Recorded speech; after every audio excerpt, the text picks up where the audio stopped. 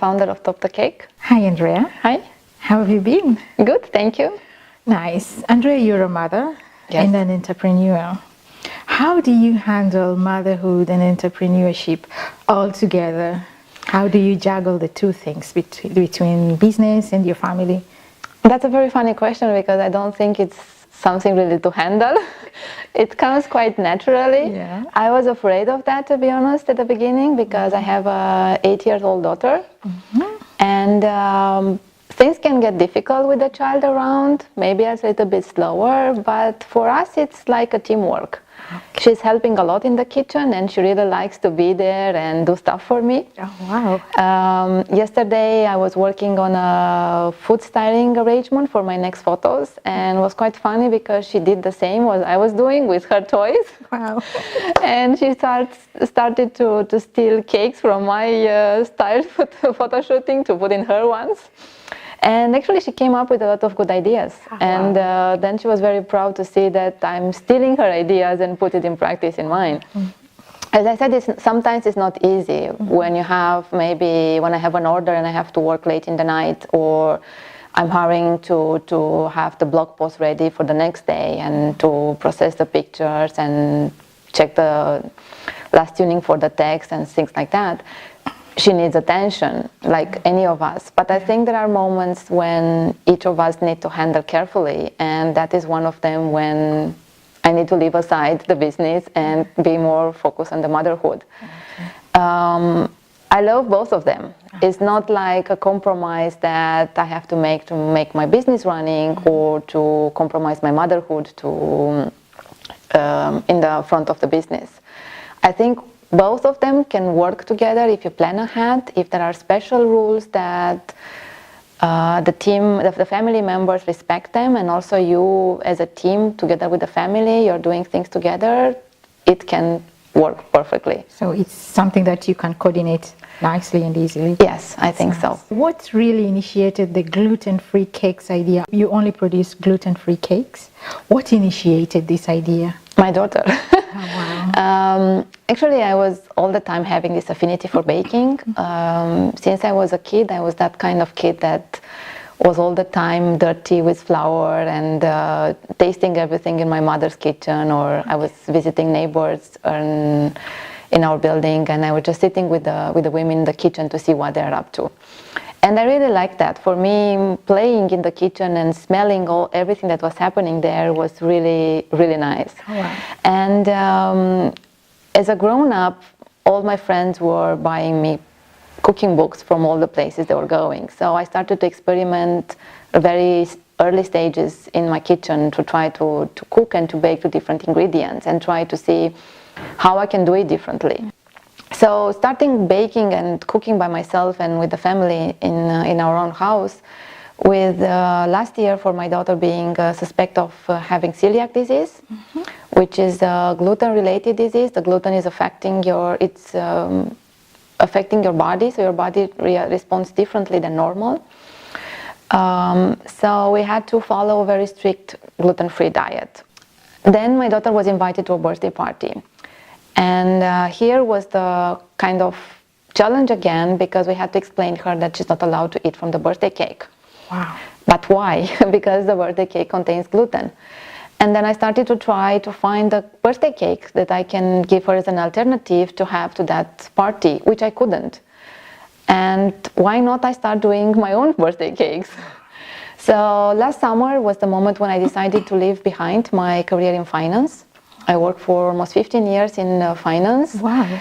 And I decided to dedicate it completely to baking because it was not enough time to follow up my career in finance and to do also what I wanted to do in baking, like developing new recipes and bring the gluten-free baking to a new level for us. According to your own take, what would you say about the business climate in Switzerland? Is it favorable to emerging entrepreneurs like you?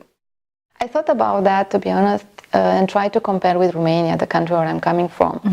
I don't know if it's different or not. It's true that Switzerland is not like any few European countries where you get, for example, government help with money and support to launch your business.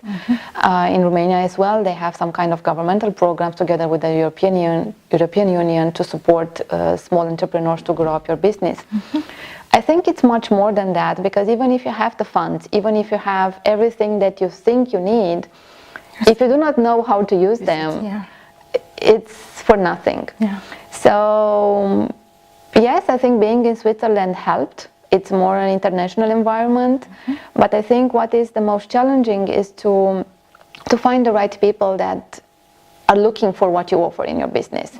And this kind of challenge is in any kind of country. You have specific cultural environments for Switzerland, for Romania, and for any other country. But what brings your business to success, I think, it's how you position yourself on the market and how do you target the right audience. There are everywhere people that are open-minded and trying to change their habits on how they eat, on how do they behave towards food. It's just a matter of time and strategy, I will call it, to find them and to start working with them. So the knowledge and skills is something that you would really wish could be more, I think so, more offered to emerging entrepreneurs, knowledge in Switzerland, I think what helps as well is there are a lot of groups that help startups and a lot of associations that are focused on small entrepreneurs, and they offer a lot of help and advice for the startups. I think this is really great, and it's a huge network that you can build up here. But I think depends also on you and on the work that you are putting, because building a business is a lot of work. I mean, personally, I'm working much more than I was working in my corporate life. But the joy that brings and the satisfaction inside you, I think it's much bigger than was before. And I do not mind working in the weekends or working at 2 o'clock in the night. I'm not saying it's like a norm to make, but I think you have to put a lot of work to make your business growing and to make your business successful. What people see, it's only one small side of your work. The biggest work is behind that people do not really see it. Andreea, eating healthy is like a lifestyle. Everybody is willing to give something more. People are willing to give more money, to invest more into their lifestyle, into their new eating healthy, living healthy lifestyle. What's your take? What do you think about this? Is it just a trend or a lifestyle? What do you think? I think it's a trend, but I think we can make it as a lifestyle. It's also about the way that we educate our kids about food and about healthy living. For me, it's more not to tell my daughter what to do and what to eat. It's more about how she sees us that we eat at home and how she sees us that we behave while we choose our food. And the way that we combine the ingredients. And I think here's the creativity and the way she will learn for her to be as a grown-up, to choose her own food and to choose her own way of living.